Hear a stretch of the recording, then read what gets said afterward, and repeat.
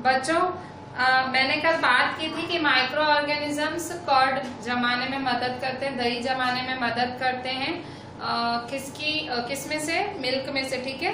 सो क्या होता है, मदर आपकी जो रात को एकदम थोड़ी सी जो दही डालती है, दूध गर्म करके क्यों डालती है? क्योंकि जो गर्म दूध होता है उसमें जो बैक्टीरिया है वो जल्दी मल्टीप्लाई होते हैं। अच्छा, कौन सा बैक्टीरिया काम करता है दूध को दही करने में? So the name is lactobacillus. और यही हमारा एक क्वेश्चन है कि which bacteria promotes the formation of curd? Which bacteria promotes the formation of curd?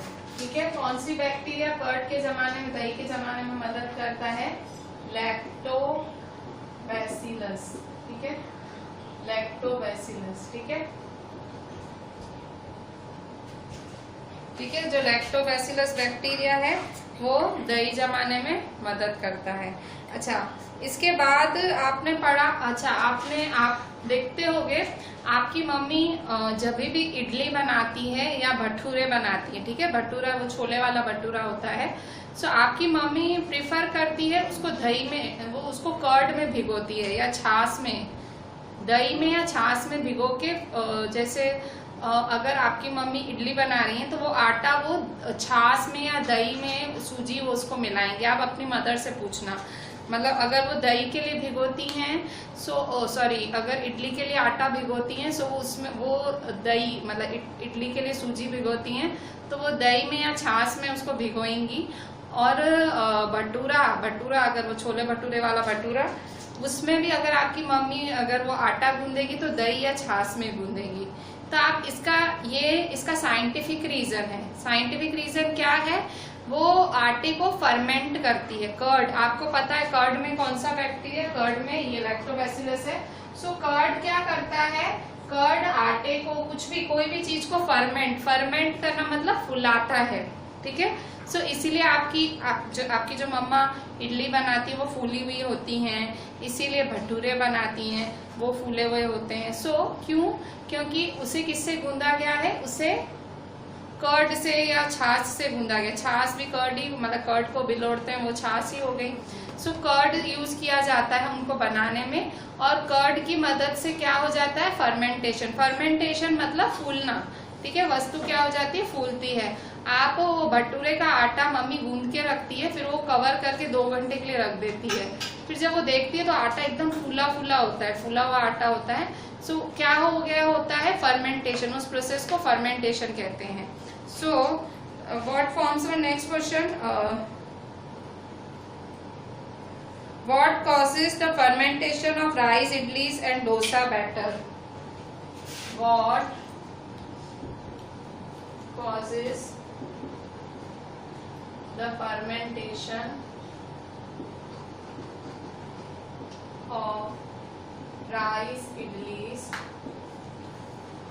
and dosa batter? ठीक है, कह रहा है जो चावल की इडलियां होती हैं और डोसे का आटा, बैटर, BATTER, बैटर का मतलब आटा, तो डोसे का आटा और राइस इडली का आटा। सो जो ये मतलब चावल के इडली और चावल के डोसे का जब हम आटा बनाते हैं सो वो फूलता कैसे? व्हाट कॉजेस फर्मेंटेशन मतलब वो आटा फूलता कैसे? सो आटे के फूलने का कारण क्या है? बैक्टीरिया एंड ईस्ट, बैक्टीरिया और ईस्ट की वजह से, ठीक है। बैक्टीरिया और ईस्ट की वजह से वो आटा फूल जाता है, ठीक है। अच्छा, अब ईस्ट है ना, ईस्ट ये जो ईस्ट वर्ड मैं यूज कर रही हूँ, ये ईस्ट एक्चुअली अगर देखा जाए सो ये खुद भी प्रोड्यूस होता है, जैसे दही वगैरह में अगर आप जैसे भिगो रहे हैं और कोई चीज भिगो के रख रहे हैं, ईस्ट खुद भी प्रोड्यूस होता है। पर ईस्ट ना केमिकली मतलब इंडस्ट्रीज में प्रोड्यूस भी किया जाता है पाउडर फॉर्म में। ईस्ट है ना पाउडर फॉर्म में पैदा किया जाता है इंडस्ट्रीज में।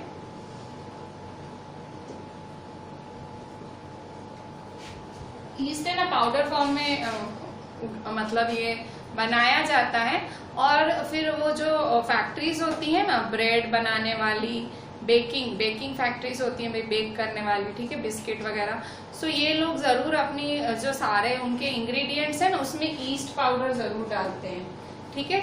इवन अल्कोहल, जहाँ अल्कोहल बनता है जिन फैक्ट्रीज में, वहां पे भी ईस्ट यूज किया जाता है, ईस्ट पाउडर। वाई साइलेंट है, YEAST। सो ईस्ट पाउडर से क्या होता है, फर्मेंटेशन होता है। इवन बेकिंग इंडस्ट्री में भी वो मतलब बेक होता, बिस्किट वगैरह वो फूलता है। और इवन वो अल्कोहल इंडस्ट्री में भी, अल्कोहल ये लोग शुगर से बनाते हैं। सो शुगर में जब ये कुछ ऐसे ईस्ट मिलाते हैं, सो थोड़े टाइम के बाद उसकी स्मेल अल्कोहल जैसी हो जाती है। सो इस तरह से ईस्ट का बहुत ही यूज है फर्मेंटेशन में, कहाँ कहाँ, बेकिंग इंडस्ट्री में और अल्कोहल इंडस्ट्री में। सो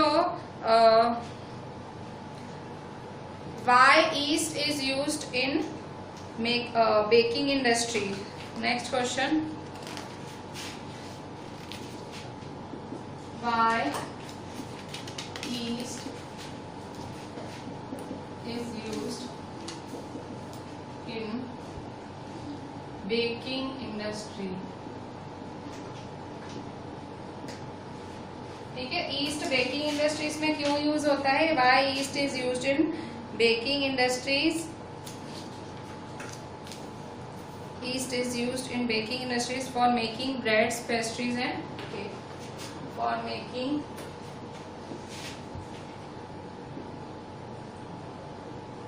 breads, pastries and cakes.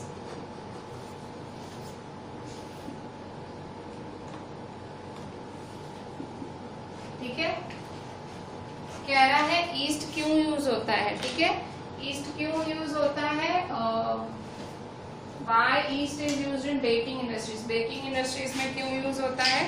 So answer क्या है?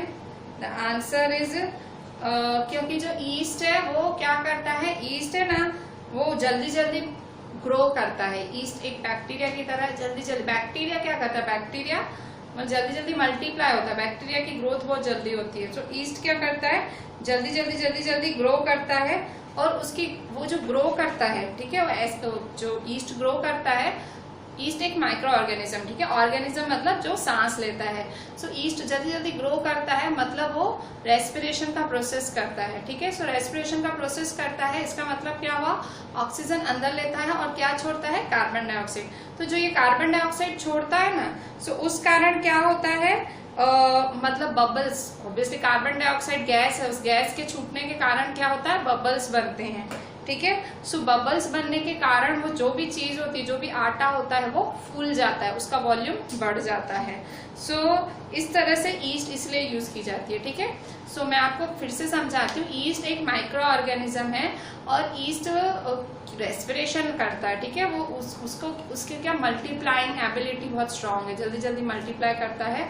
सो वो जल्दी जल्दी मल्टीप्लाई करता है तो क्या होता है, मल्टीप्लाई कैसे, मल्टीप्लाई करना मतलब रेस्पिरेशन करता है। तो रेस्पिरेशन करता है तो क्या रिलीज करता है, कार्बन डाइऑक्साइड रिलीज करता है। कार्बन डाइऑक्साइड रिलीज करता है, उसकी वजह से बबल्स फॉर्म होते हैं, और बबल्स फॉर्म होने की वजह से आटा फूल जाता है, ठीक है। सो इसीलिए आपका आटे का वॉल्यूम बढ़ा हुआ दिखता है। और इसीलिए जो मैन्युफैक्चरिंग इंडस्ट्रीज होती है बेकिंग की, भाई बेकिंग वगैरह की जो इंडस्ट्रीज हैं, वहां पे ईस्ट बहुत ज्यादा पसंद किया जाता है भाई यूज करना, ठीक है, मतलब उसके बिना काम नहीं चलता। ईस्ट पाउडर ये लोग जरूर यूज करते हैं, ठीक है। सो इसका आंसर क्या लिखेंगे, पेज नंबर 20 पे है इसका answer. East produces, east reproduces मतलब जल्दी जल्दी वो रिप्रोड्यूस करता है, जल्दी जल्दी बढ़ता है। Yeast reproduces rapidly and produces carbon dioxide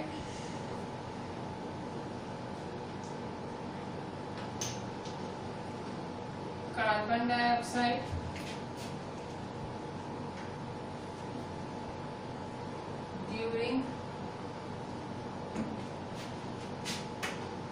respiration. bubbles of the gas fill the dough.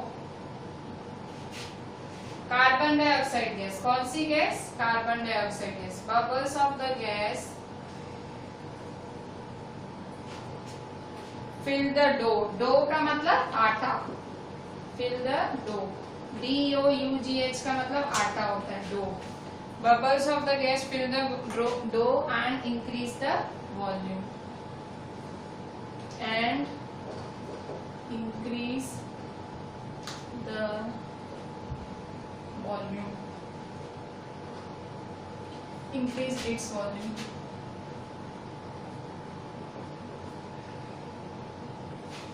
This is the basis of the use of yeast. So yeast is, फिर पूरा क्वेश्चन में से, is used in making industries.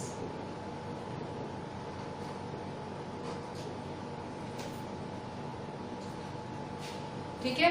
East क्यों की use की जाती है baking industries में? क्योंकि ईस्ट है वो घड़ी घड़ी रिप्रोड्यूस करती है, रैपिडली रिप्रोड्यूस करती है और कार्बन डाइऑक्साइड प्रोड्यूस होती है रेस्पिरेशन के दौरान. जो बबल्स होते हैं गैस के, वो जो डो है उसको फिल कर देते हैं और उसका जो वॉल्यूम है वो बढ़ जाता है. ठीक है. सो इसीलिए जो ईस्ट है वो यूज होती है. ठीक है. Next question.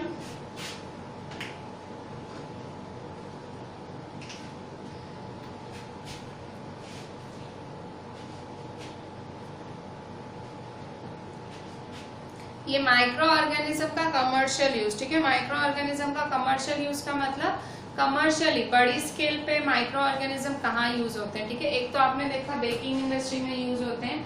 दूसरा कहाँ कमर्शियल यूज होता है? अल्कोहल बनाने में, वाइन बनाने में और एसिटिक एसिड. एसिटिक एसिड क्या होता है? विनेगर होता है. विनेगर चीजों को बहुत लंबे समय तक चलाने के लिए विनेगर डाला जाता है चीजों में. इवन टेस्ट के लिए, खट्टापन लाने के लिए भी कुछ लोग डालते हैं. व्हाइट कलर का एकदम. एसिटिक एसिड विनेगर एक केमिकल होता है, किचन में यूज होता है ऑब्वियसली. मतलब किचन में वो केमिकल खाना बनाने में यूज करते हैं खट्टापन लाने के लिए और चीजों को लंबा रखने के लिए. ठीक है. लंबे समय तक रखने के लिए अचार वगैरह में विनेगर भी मिलाया जाता है. ठीक है. सो माइक्रो ऑर्गेनिज्म इन सब के प्रोडक्शन में काम आता है. अल्कोहल, वाइन और acetic acid.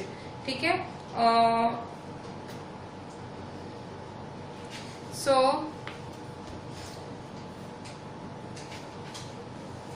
What is the commercial use of microorganism? Commercial मतलब इंडस्ट्रीज, बाकायदा माइक्रो ऑर्गेनिज्म इंडस्ट्रीज में कहाँ काम आता है? So what is the commercial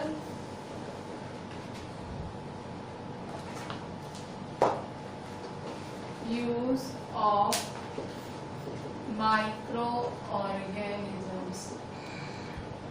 ठीक है. माइक्रो ऑर्गेनिज्म का कमर्शियल यूज क्या है? मतलब माइक्रो ऑर्गेनिजम्स कमर्शियली कहाँ यूज होते हैं? So microorganisms are used for the large scale production of micro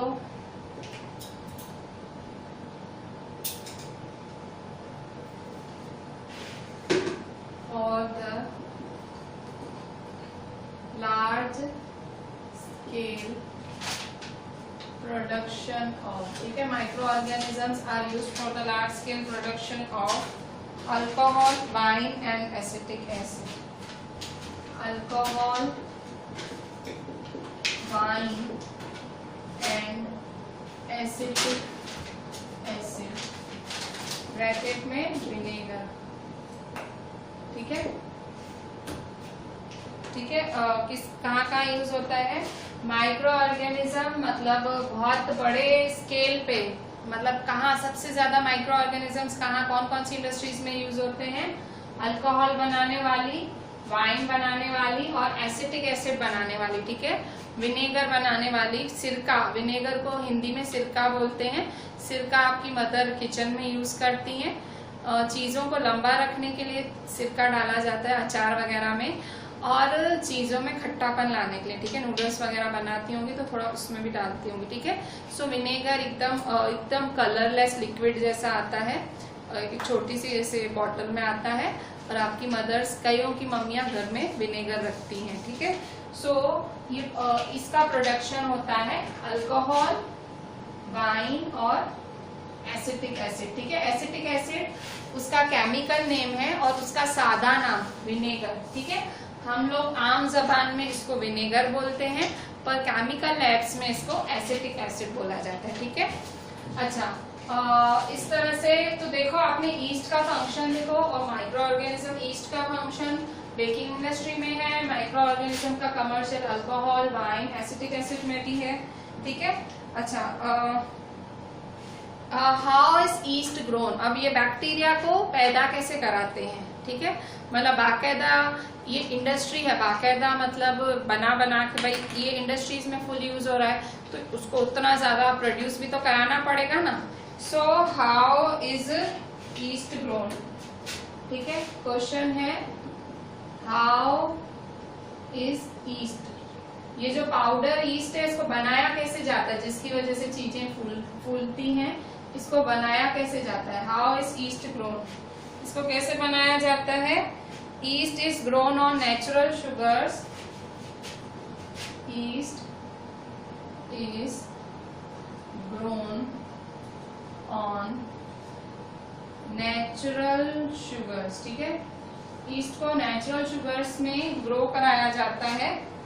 present in, कहाँ पे कहाँ ये present in barley, wheat, rice, crushed fruit juices,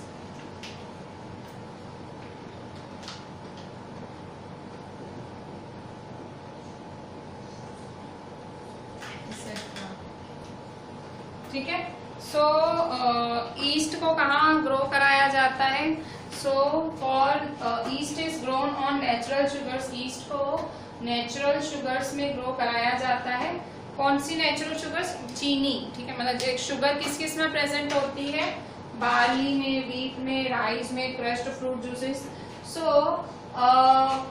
barley एक सीरियल टाइप ही होता है, barley serial in the sense वो व्हीट वगैरह जैसा ही होता है।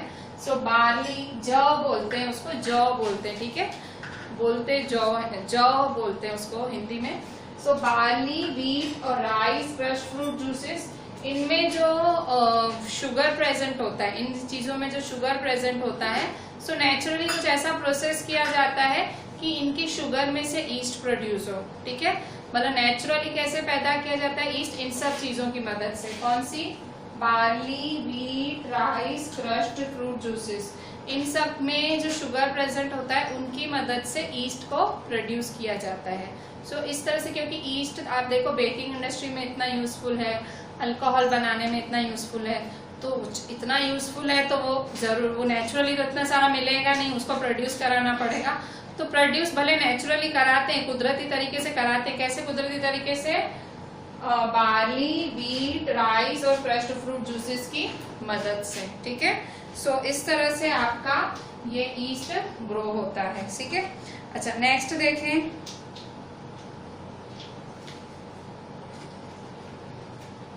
अब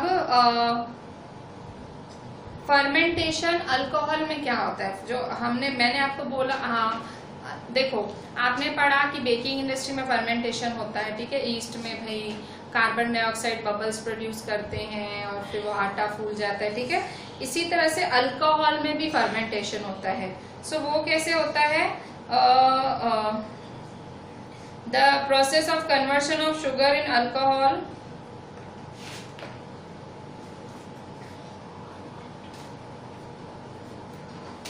ठीक है। मैं ये सब रब करके फिर मैं आपको आगे लिखाती हूँ।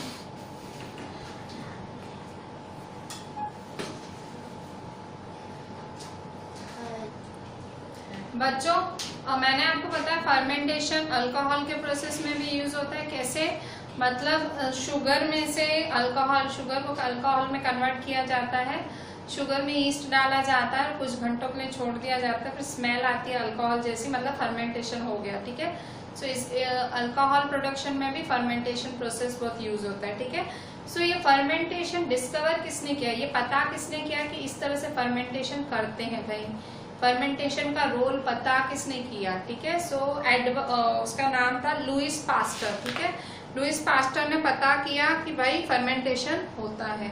So who discovered fermentation when, question है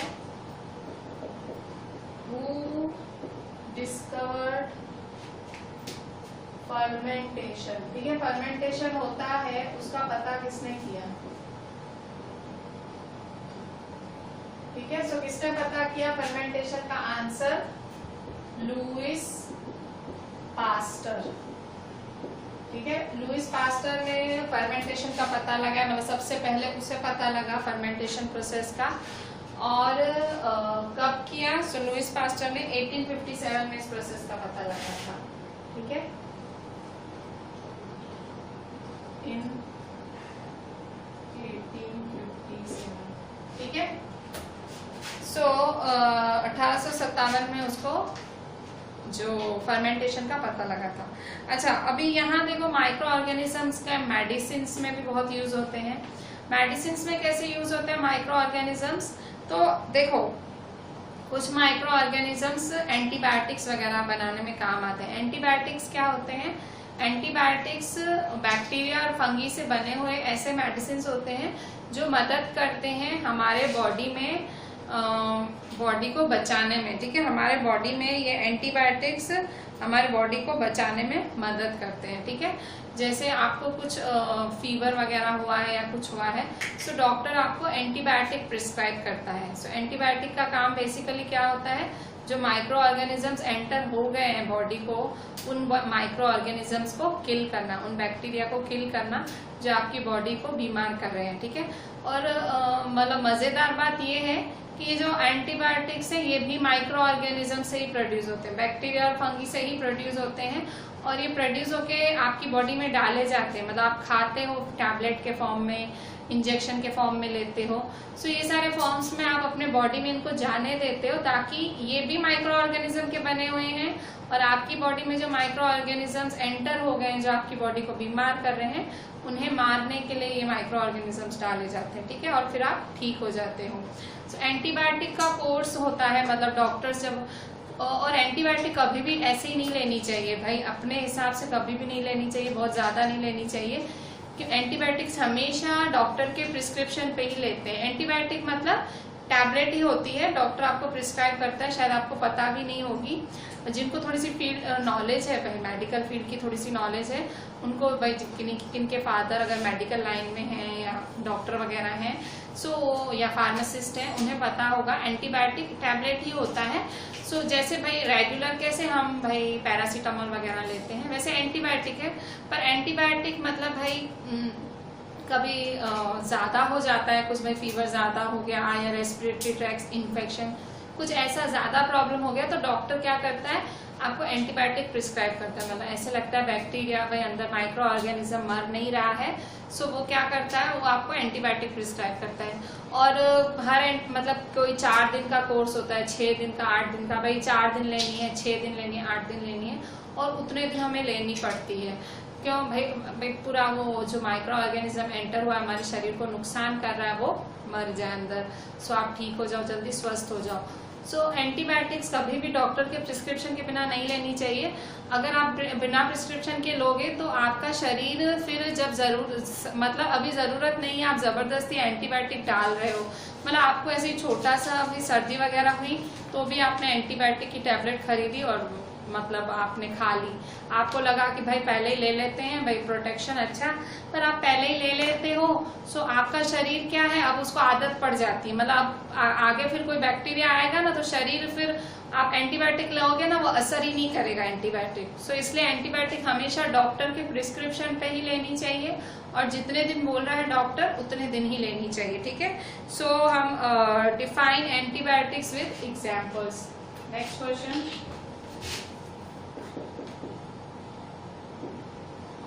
define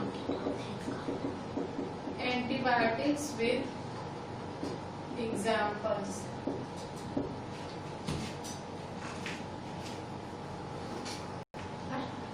बच्चों अभी हम मैंने अभी एंटीबायोटिक्स के बारे में समझाया.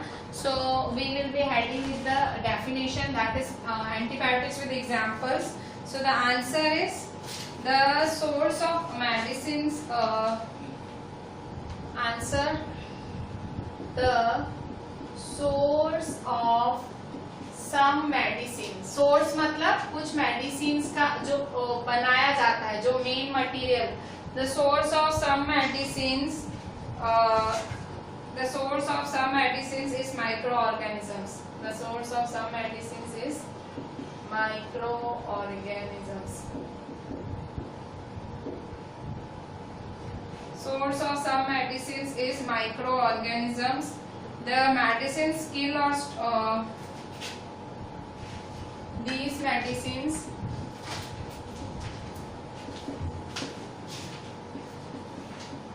kill or stop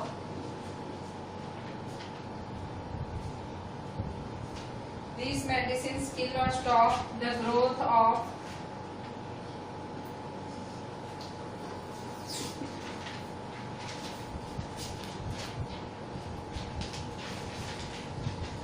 the disease causing microorganisms.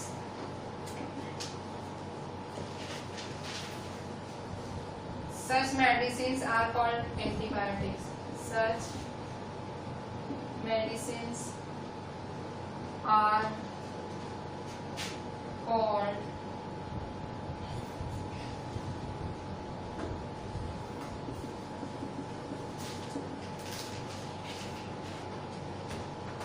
ठीक है. The source of some medicine is microorganisms. कुछ मेडिसिन का सोर्स माइक्रो ऑर्गेनिजम्स होता है, और ये जो मेडिसिन हैं वो जो डिसीज कॉजिंग माइक्रो ऑर्गेनिजम्स है उसे किल करते हैं. सो सच मेडिसिन आर कॉल्ड एंटीबायोटिक्स. सो ऐसे मेडिसिन को एंटीबायोटिक्स कहा जाता है. एग्जाम्पल्स हैं streptomycin,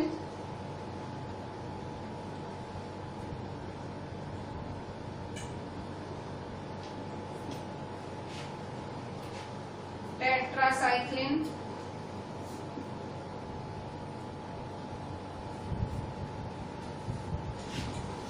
and erythromycin. These are the names of antibiotics. ठीक है, एंटीबायोटिक्स के नाम हैं. ब्रांड का नाम अलग होता है. जैसे देखो हम बोलते हैं पैरासीटामोल है, पैरासीटामोल उसके अंदर कंटेंट है, पर जो उसका ब्रांड नेम है वो मेटासिन होता है, कॉम्बीफ्लाम होता है. ऐसे ब्रांड नेम अलग होता है, कंटेंट होता है ना अंदर है क्या.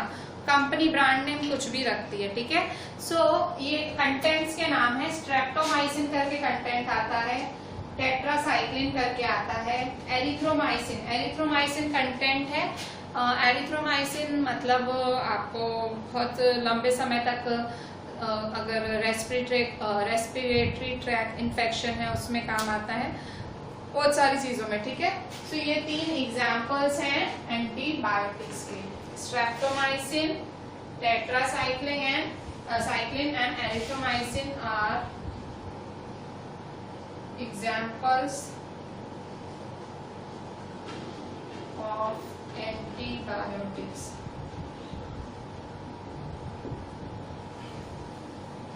ठीक है.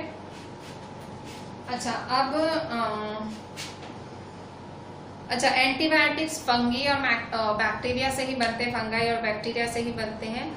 सो जो ये एंटीबायोटिक्स बनते हैं, ठीक है, ये मैन्युफैक्चर होते हैं काफी डिसीजेस को क्योर करने के लिए. ठीक है. इवन ये वाले एंटीबायोटिक्स कैटल मतलब जो गाय वगैरह है, पोल्ट्री मुर्गियां हैं, उनके खाने में डाला जाता है.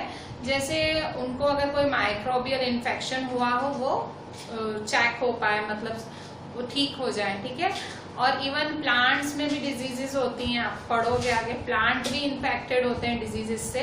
सो ये प्लांट जो डिजीज से इन्फेक्ट होते हैं उनमें भी ये एंटीबायोटिक्स डाले जाते हैं, ठीक है। सो इवन कैटल फीड मतलब live stock, LIVSTOCK, live stock word cattle, ठीक है, गाय वगैरह के लिए यूज किया जाता है। सो जो लाइव स्टॉक है, पोल्ट्री है, वहां यूज होता है, उनको खिलाया जाता है एंटीबायोटिक ताकि माइक्रोबियल इन्फेक्शंस को चेक करने के लिए। और देन प्लांट में, ठीक है, उनको डिजीज से प्रोटेक्ट करने के लिए भी एंटीबायोटिक्स उनमें डाले जाते हैं, ठीक है। सो इस तरह से एंटीबायोटिक्स के बारे में हमने कंप्लीट किया। नाउ द नेक्स्ट वर्ड है वैक्सीन, ठीक है। अच्छा, वैक्सीन के बारे में मैं बताऊं तो वैक्सीन आप लोगों ने बहुत, आपके पेरेंट्स ने याद करके जिस दिन से आप पैदा हुए थे उस तब से वैक्सीन लगवाना पेरेंट्स चालू करते हैं, ठीक है। पैदा होते मेरे ख्याल से 48 आवर्स के बाद से एक वैक्सीन लगता है, फिर वैक्सीन लगता है, वैक्सीन लगता है, बहुत सारे वैक्सीन इंजेक्शंस लगाए जाते हैं बच्चों को। और वैक्सीन क्या होता है? वैक्सीन एक प्रोटेक्शन होता है। पेरेंट क्या करता है आपको वैक्सीन दिलवा के? पेरेंट आपकी बॉडी में कवर कराता है। अगर वैक्सीन लगा रहा है सो वो एक कवर देता है आपकी बॉडी को, मतलब जैसे ट्यूबरक्लोसिस, पोलियो, हेपेटाइटिस, ये सारी बहुत खतरनाक जानलेवा बीमारियां हैं और साइंटिस्ट ने इन सब की वैक्सीन फाइंड कर ली हैं, ठीक है। स्मॉल पॉक्स, पहले स्मॉल पॉक्स से बहुत मौतें होती थी पर साइंटिस्ट ने ये स्मॉल पॉक्स की भी वैक्सीन पता कर ली, ठीक है। सो ये सारी वैक्सीन्स जो हैं, ठीक है, सो वैक्सीन्स पेरेंट्स लगवाते हैं बच्चों को, एक प्रोटेक्शन बना रहे उनके शरीर में कि भाई जो वैक्सीन लगवा रहे हैं बच्चे को वो बीमारी कभी नहीं होगी उसकी पूरी जिंदगी में, ठीक है। So parents time to time मेरे ख्याल से 10 साल की उम्र तक, आप जब से पैदा होते हो, 0 मंथ के होते हो, तब से 10 इयर्स तक आपको लगातार वैक्सीन्स लगवाते हैं पेरेंट्स, ठीक है। सो क्यों लगवाते हैं पेरेंट्स आपको वैक्सीन? ताकि आपकी बॉडी में एंटीबॉडीज प्रोड्यूस हो। अच्छा, वैक्सीन से मुझे याद आया, मेरे बच्चों की भी थोड़ी वैक्सीन बाकी हैं, तो आज क्योंकि मैं पढ़ा रही हूँ तो I will just check my file, ठीक है। मैं आज जाके मेरे बच्चों की फाइल चेक करूंगी। एक बाकायदा फाइल्स मेंटेन करनी पड़ती है 10 साल तक के बच्चों के लिए। सो मेरे बच्चे अभी 10 साल के ही ऑलमोस्ट होने वाले हैं। सो मुझे भी पूरा मेरे को देखना पड़ेगा कि मैंने सब लगवाई है कि नहीं। ये पेरेंट की ड्यूटी है, ठीक है। ये पेरेंट को, आपके पेरेंट्स ने श्योर किया ही होगा, आप बड़े हो तो ऑब्वियसली आप सबको वैक्सीन लगी होगी, ठीक है। सो वैक्सीन क्यों लगाते हैं? सो वैक्सीन लगाने से आपकी बॉडी में एंटीबॉडीज प्रोड्यूस होती है। एंटीबॉडीज क्या होता है? एंटीबॉडीज ये जब भी आपके शरीर में कोई अंदर खतरा आता है ना तो एंटीबॉडीज एक्टिव हो जाती हैं, एंटीबॉडीज एक्टिव हो जाते हैं और उन्हें फाइट करते हैं, ठीक है, उनके साथ फाइट करते हैं। जो आपके शरीर में अगर बाय चांस कोई माइक्रोब्स, अनवांटेड माइक्रोब्स, जो खराब माइक्रो ऑर्गेनिज्म एंटर हो गया जो आपके शरीर को खतरा कर सकता है, सो एंटीबॉडीज उनको फाइट करते हैं, ठीक है। उन जो शरीर में एंटर हुए जो हैं उनसे फाइट करते हैं, ठीक है। सो तो इस तरह से मतलब ये ऑलरेडी एंटीबॉडीज हमारा शरीर वैसे भी प्रोड्यूस करता ही है, ठीक है। हमारा शरीर नॉर्मली, कहते हैं ना इम्यूनिटी वर्ड नहीं होता। इम्यूनिटी वर्ड क्या होता है? आपके शरीर की रोग प्रतिरोधक क्षमता, कि आपके शरीर में रोग से लड़ने की क्षमता कितनी है। हमारी कई फ्रेंड्स होती हैं जो बहुत जल्दी बीमार हो जाती हैं, या हमारे फ्रेंड्स होते हैं, सो हम कहते हैं भाई इसकी तो इम्यूनिटी वीक है। इम्यूनिटी वीक होना मतलब भाई इसके शरीर में माइक्रोब एंटर हो रहा है तो इसकी एंटीबॉडीज तो प्रोटेक्ट ही नहीं कर रहे हैं, इसकी एंटीबॉडीज उन माइक्रो ऑर्गेनिज्म से फाइट ही नहीं कर रही हैं। सो ये क्या होता है, मतलब एंटीबॉडीज फाइट करते हैं, ठीक है। सो आपके शरीर में अगर माइक्रो ऑर्गेनिजम्स एंटर हुए हैं सो एंटीबॉडीज फाइट करने लगते हैं और आपके शरीर को प्रोटेक्टेड रखते हैं। सो ठीक वही काम इस वैक्सीन का होता है। जब वैक्सीन लगाई जाती है आपको आपके शरीर में, सो उस टाइम जो वैक्सीन आपके शरीर में एंटीबॉडीज प्रोड्यूस करती है, ठीक है, जिससे आपको वो घातक खतरनाक बीमारी नहीं होती है। सो आपके पेरेंट्स कौन कौन से आपको वैक्सीन लगाते हैं? आपके पेरेंट्स आपको कोलेरा की, tuberculosis, small pox, hepatitis etcetera की वैक्सीनेशंस लगाते हैं, ठीक है। सो और एडवर्ड जेनर करके साइंटिस्ट थे, उन्होंने स्मॉल पॉक्स की वैक्सीन तैयार की थी 1798 में। इवन अभी जो ये कोरोना वायरस चल रहा है, ठीक है, सो ये जो कोरोना वायरस चल रहा है उसकी भी वैक्सीन साइंटिस्ट ढूंढ रहे हैं ताकि वो इंजेक्ट किया जाए हम सबके शरीर में, सो हमारी बॉडीज में एंटीबॉडीज प्रोड्यूस हो, हमारा बॉडी उस वायरस से लड़ने की क्षमता रखे और किसी को वो वायरस ना हो, ठीक है। सो इसीलिए अभी मतलब इतना गैप रखा जा रहा है, स्कूल्स वगैरह बंद रखे गए हैं कि भाई हम अभी प्रोटेक्शन में घरों की, पर वैक्सीन जैसे ही बन जाएगी हम लगा के फिर हम स्वस्थ हैं, फिर ये नॉर्मल बीमारी हो जाएगी। जैसे पोलियो, आप पोलियो की बूंदे डलवाते हैं, ठीक है, पेरेंट्स वैक्सीनेशन हुआ वो भी, सो पोलियो की बूंदे डलवाते हैं। पहले पोलियो भी एक बहुत खतरनाक बीमारी थी, फैली हुई थी, बच्चों में हो जाती थी, पर अब पोलियो जैसा मतलब बहुत कम देखी जाती है, ठीक है, ये बीमारी बिल्कुल नहीं देखी जाती है क्योंकि पेरेंट्स एक्टिव है, वैक्सीनेशन अवेलेबल है, पेरेंट्स लगवा देते हैं। इवन सरकार फ्री में रखती है, भाई गरीब लोग नहीं लगवाए अपने बच्चों को तो वो फ्री में रखती है कि भाई वो जाके लगवाए, ठीक है। सो इस तरह से मतलब वैक्सीन्स का ऐसा काम होता है, ठीक है। सो हम वैक्सीन्स के बारे में पढ़ेंगे। So how vaccine works,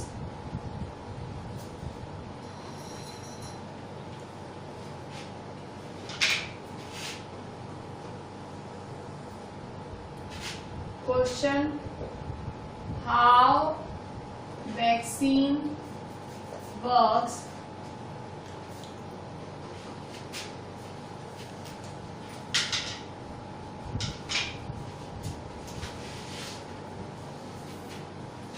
name several diseases that can be prevented by vaccination, ठीक है। वैक्सीन कैसे काम करता है और उन डिजीजेस के नाम लो जिनको वैक्सीनेशन से रोका जाता है, ठीक है। सो वैक्सीन कैसे काम करता है,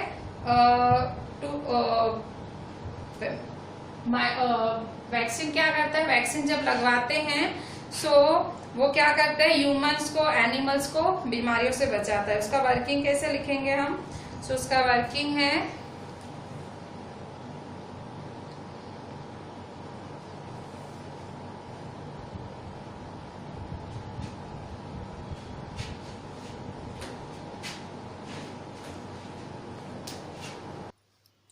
सो बच्चों क्वेश्चन है हाउ वैक्सीन वर्क्स, वैक्सीन काम कैसे करती है। जो हम ये इंजेक्शन लगवाते हैं या जो पल्स पोलियो के ड्रॉप्स, घड़ी घड़ी अमिताभ बच्चन 6-6 महीने में उसका एडवर्टाइज करता है, वो ड्रॉप्स जो बच्चे डलवाते हैं हम बच्चों को ड्रॉप्स, या हम वो इंजेक्शन लगवाते हैं हमारे बच्चों को, वैक्सीन कराते हैं, काम कैसे करती है, वैक्सीन का काम क्या है, शरीर में क्यों डालते हैं, ठीक है, क्या काम है। और name several diseases that can be prevented by vaccination, और डिजीजेस के नाम लिखो जिनसे आप वैक्सीन से बच सकते हो। सो पहले समझो वर्किंग क्या है। Our immune system reacts to the vaccine in a similar way that it would if it were being invaded by the disease by making antibodies. देखो हमारे शरीर में कभी भी कोई अनवांटेड माइक्रो ऑर्गेनिज्म एंटर हो जाता है, कभी कोई ऐसा बैक्टीरिया, कभी कोई ऐसा वायरस एंटर हो जाता है तो हमारा शरीर ऑटोमेटिक एंटीबॉडीज प्रोड्यूस करने लगता है। हमारे शरीर के अंदर इनबिल्ट है फाइट करना, वो हमारा शरीर एंटीबॉडीज प्रोड्यूस करता है कि उससे फाइट करे और उस जर्म से लड़े, ठीक है। सो इसी तरह से वैक्सीन जब हम लगाते हैं, वैक्सीन एक शरीर को ट्रेनिंग देते हैं हम। जब वैक्सीन लगाई जाती है तो आपको इवन कई वैक्सीन लगवाते हैं तो डॉक्टर्स बोलते हैं बुखार आएगा, ऐसे बच्चों को लगवाते हैं। सो मतलब शरीर के अंदर एक हम खुद ही सामने से ही एक वायरस भेज रहे हैं और शरीर का वो इम्यून सिस्टम एक्टिव करें, ऑटोमेटिक शरीर को हम कह रहे हैं भाई एक्टिव हो जा, और शरीर में वो वाली एंटीबॉडीज प्रोड्यूस हो जाती हैं, एक्टिव हो जाती हैं। फिर कभी भी ऐसा कोई वायरस एंटर होता है तो शरीर उससे लड़ने को तैयार होता है, और वैक्सीन फिर वो हमारे अंदर ही रहती है। तो वैक्सीन कोई दवाई नहीं है, वैक्सीन एक ट्रिगर है। जिस वायरस से बचना है वही वायरस का ट्रिगर हम अपने शरीर के अंदर पहले ही डाल देते हैं, छोटा सा डाल देते हैं, थोड़ा सा डालते हैं जिससे शरीर पूरा एक्टिव हो जाए, शरीर के अंदर जो भी एंटीबॉडीज हैं जो वो लड़ने के लिए पैदा करता है वो पहले ही पैदा कर दे। और जब बहुत सारे वायरस ऐसे घुसने की कोशिश करे तो पहले से ही शरीर तैयार हो उनसे लड़ने के लिए। सो वैक्सीन कोई उसको बचाने के मतलब वैक्सीन बचाव नहीं करता, वैक्सीन शरीर की एंटीबॉडीज को जगाता है, ठीक है। सो फिर से देखो, our immune system reacts to the vaccine in a similar way that it would if it were being invaded by the disease by making antibodies। Vaccine इसी तरह से हमारे शरीर से लड़ता है जैसे कि अगर कोई बीमारी लग गई हो वैसे ही मतलब वो लगाने से शरीर वैसे ही लड़ने लगता है वैक्सीन के साथ। The antibodies destroy the vaccine germs just as they would the disease germs like a training exercise। तो जो वैक्सीन अंदर डालते हैं तो वैक्सीन के साथ जर्म्स आते हैं, सो एंटीबॉडीज उसे किल कर देते हैं वैक्सीन के जर्म्स को। जैसे अगर कोई डिजीज का जर्म घुसा होता जैसे उसको किल करते, वो जो है डिजीज के जर्म्स वैक्सीन के जर्म्स को किल करते हैं। लाइक अ ट्रेनिंग एक्सरसाइज, ये एक ट्रेनिंग एक्सरसाइज की तरह होता है। Then they stay in your body giving you immunity, और फिर वो हमारे अंदर ही रह जाती है एंटीबॉडीज और हमारे शरीर को इम्यून करती रहती है, हमारे शरीर को प्रोटेक्ट करती रहती है, ठीक है। सो और vaccine how name several disease that can be prevented by vaccination. Vaccination से आप कौन कौन सी बीमारियों से बच सकते हो? So cholera, tuberculosis, smallpox, hepatitis. Cholera, tuberculosis, hepatitis, small pox,